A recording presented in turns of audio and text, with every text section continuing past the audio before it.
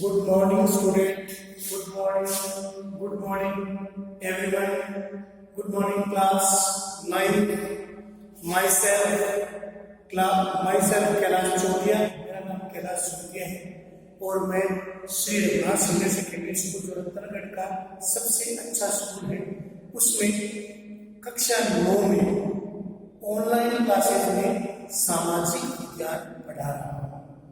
हमारा जो पहला अध्याय है फ्रांसीसी क्रांति चल रहा है. हमने कल आतंक के शासन के बारे में पढ़ा था कि 1793 से 1754 तक का जो फ्रांसीसी काल रहा था उस काल को हम आतंक के राज के नाम से जानते हैं. आतंक के राज के नाम से उसे हम संबोधित करते हैं. उसे आतंक के नाम से हम उसका नाम रखते हैं. 1793 से 1754 तक जो फ्रांस का इतिहास रहा था उसे हम आतंक का काल कहते हैं. रोबेस्पियर ने जो मैक्सिमिलियन रोबेस्पियर था उसने नियंत्रण और दंड की सख्त नीति अपनाई. उसके हिसाब से जो भी फ्रांस में गणतंत्र के दुश्मन थे या गणतंत्र के जो शत्रु थे, जैसे चाहे कुलीन या पादरी वर्ग हो, चाहे अन्य राजनीतिक दल के सदस्य हो, चाहे उससे असहमति रखने वाले, चाहे अन्य लोग जो भी उसका विरोध करता था उन पर आरोप लगाकर उन्हें जेल में डाल देता था.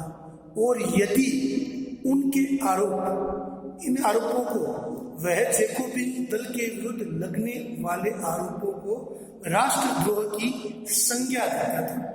और जिन आरोपियों को अदालत गुनहगार साबित कर देती थी या जिन आरोपियों को अदालत है वो गुनहगार मानती थी, उन आरोपियों को वह दंड देने के लिए एक स्पेशल उसने एक औजार बनाया था जिसे गिलोटिन कहा जाता था.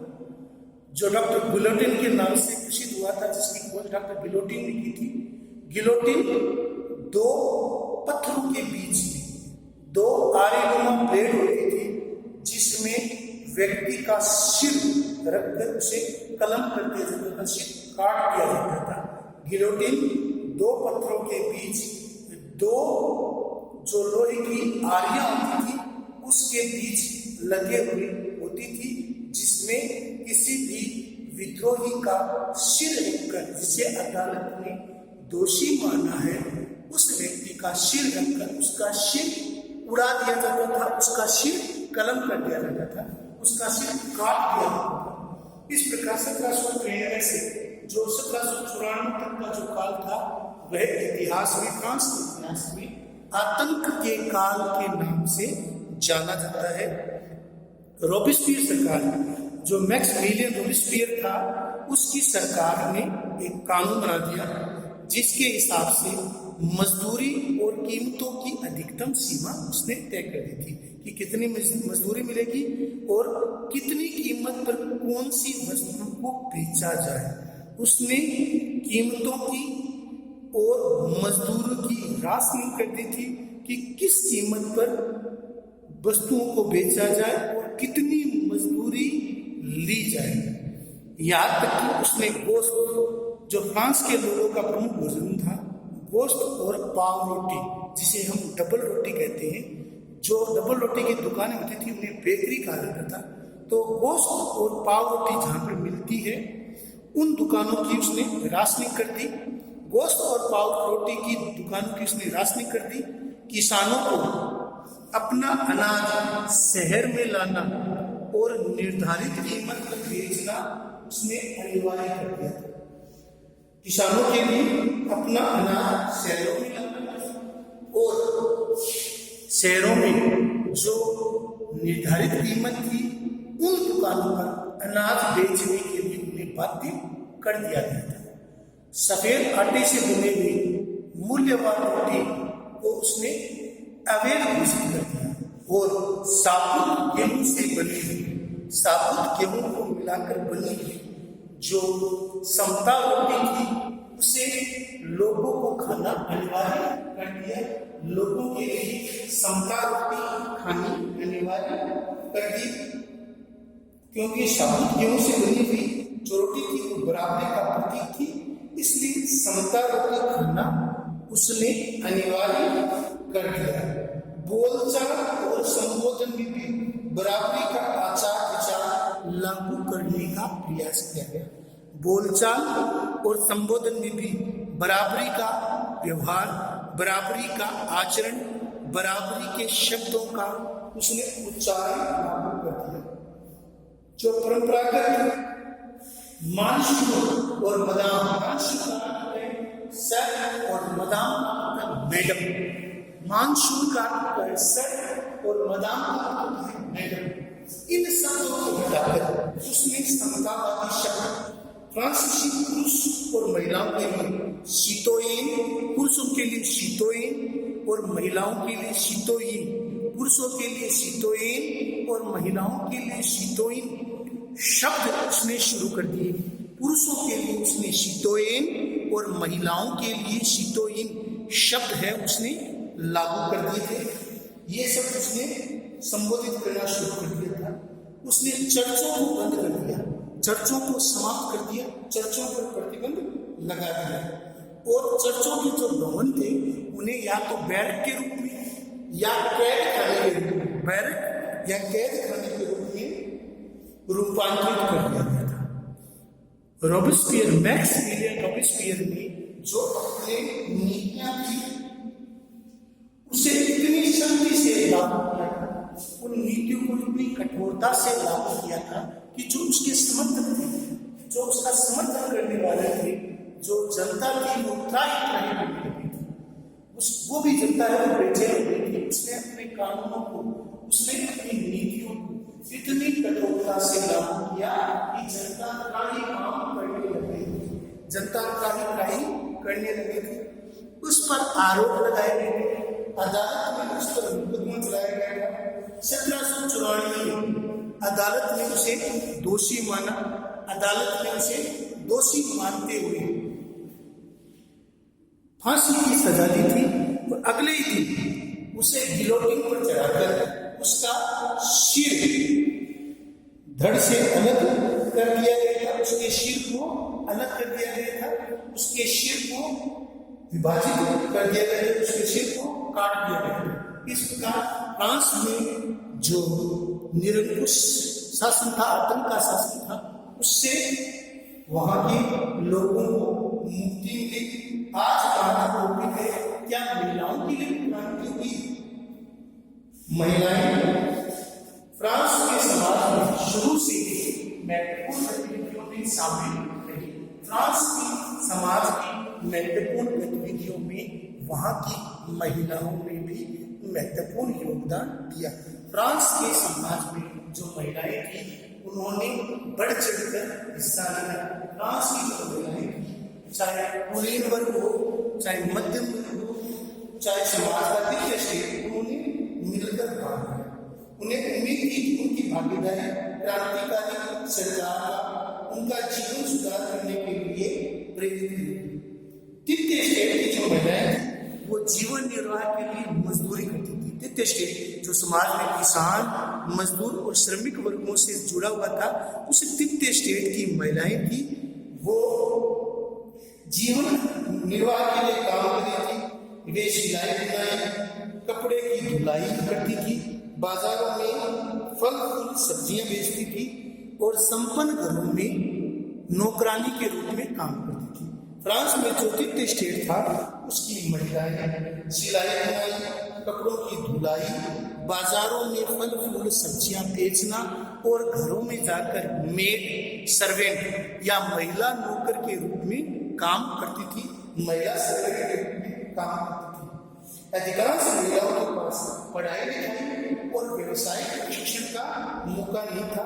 केवल कुलीन वर्ग की महिलाएं या तृतीय स्टेट में जो विद्वान महिलाएं थी कुलीन की महिलाएं और द्वितीय श्रेणी की जो धनवान वर्ग की महिलाएं होती थी वही केवल शिक्षा ग्रहण कर पाती थी, वही केवल शिक्षा ले पाती थी, उन्हीं शिक्षा हासिल करने का अधिकार था। लड़कियां उनकी शादी बाद में कर दी जाती थी। कामकाजी महिलाओं को अपने परिवार का पालन पोषण करना पड़ता था। कामकाजी महिलाएं थी वो बेचारी काम भी करती थी और अपने परिवार को भी पालती थी, जैसे खाना पकाना, पानी लाना, लाइन लगाकर पाव रोटी इस्तेमाल। लाइन लगाकर, आपको याद है ना, पेरिस की महिलाएं थी वो लाइन लगाकर बेकरी की दुकान पर लग जाती थी, लेकिन जब घंटों इंतजार करने के बाद भी जब उन्हें पाव रोटी नहीं मिलती थी तो जो महिलाएं विद्रोही हो जाती थी।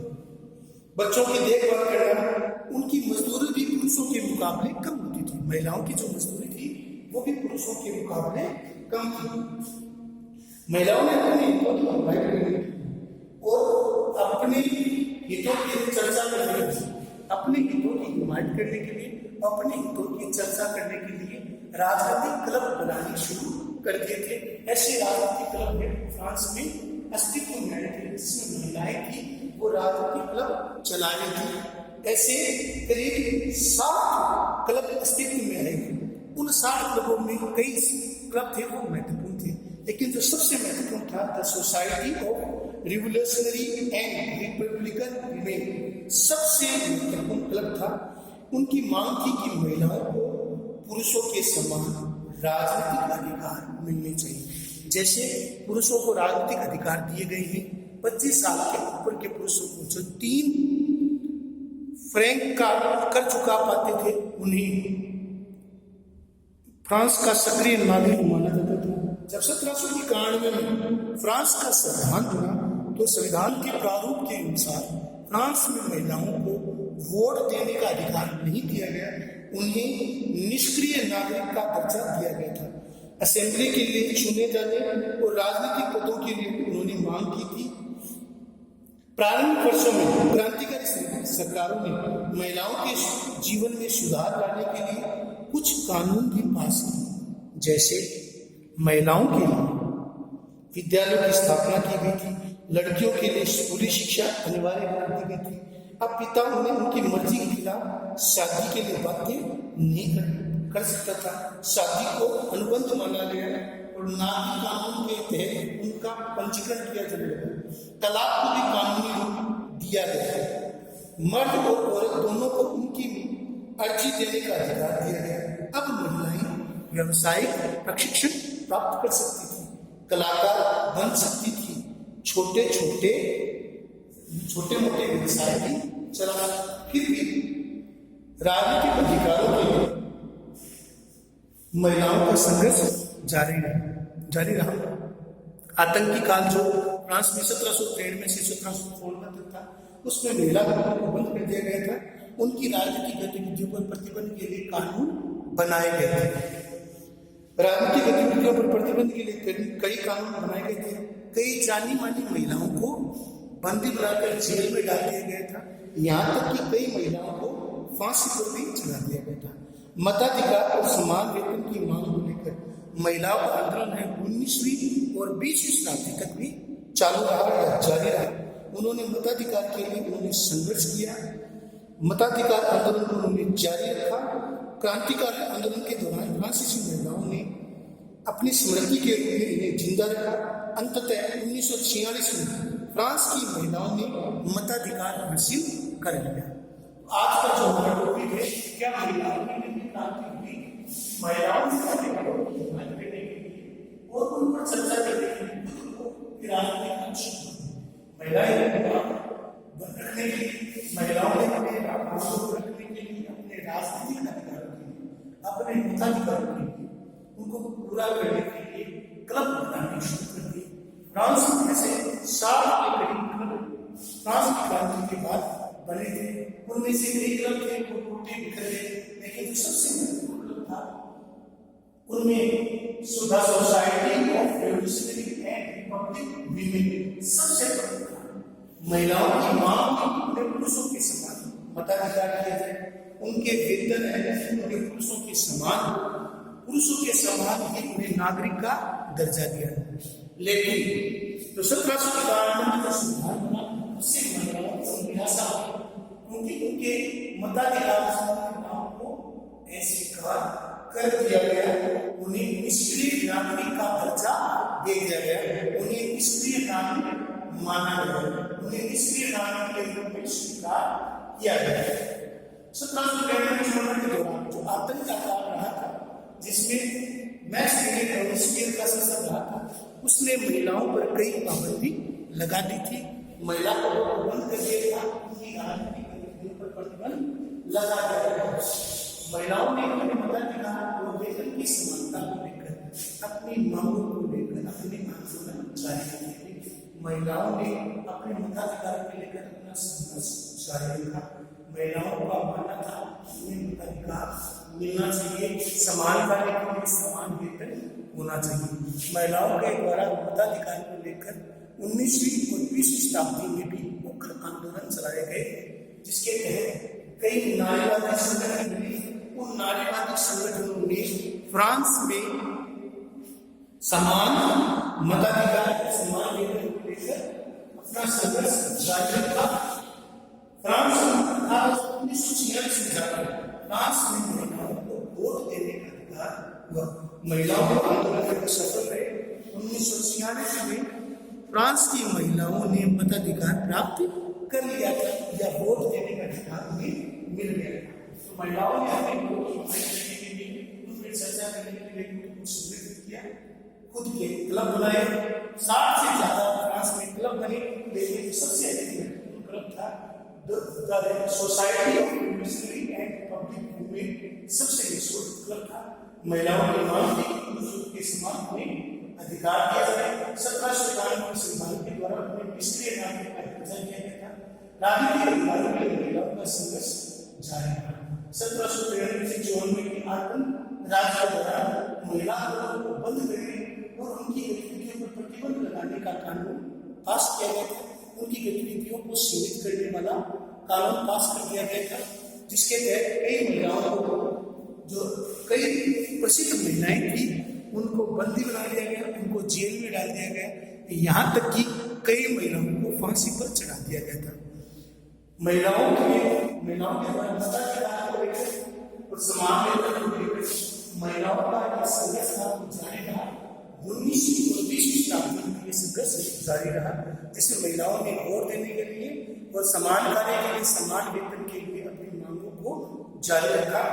उनकी मांगों पर अंततः ध्यान दिया गया और 1946 में फ्रांस में महिलाओं को मताधिकार मिल गया।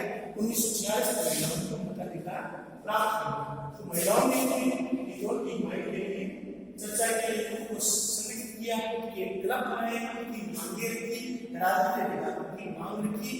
फ्रांस में महिलाएं एकजुट हुई।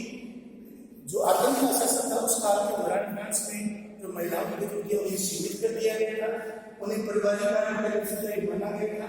जो भी महिलाएं राजनीतिक क्लबों में भाग ले रही थी, उन क्लबों पर प्रतिबंध लगा दिए गए थे।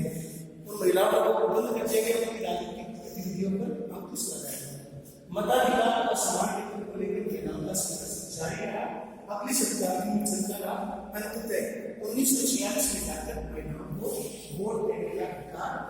तो आज मैंने क्या महिलाओं ने विकल्प भाग लिया, इसके बारे में बताया आपको। इसके मैंने आपको 8 बिंदु बताए हैं, इनको आपको अध्ययन करना है, उनको लिखना है कि क्या फ्रांस में महिलाओं ने क्रांति में भाग लिया, क्या फ्रांस में महिलाओं का भी क्रांति में योगदान रहा।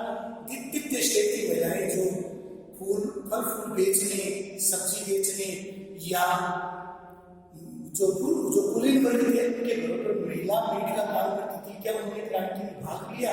क्या उन्होंने समान अधिकारों को लेकर, समान राजनीतिक अधिकारों को लेकर, समान वेतन को लेकर कोई मांग उठाई? इसके बारे में मैंने आपको बताया है। इसको जूम कर दो।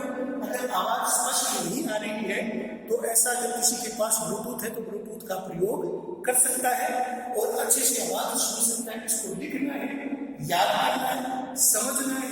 यह आपका होमवर्क है। धन्यवाद।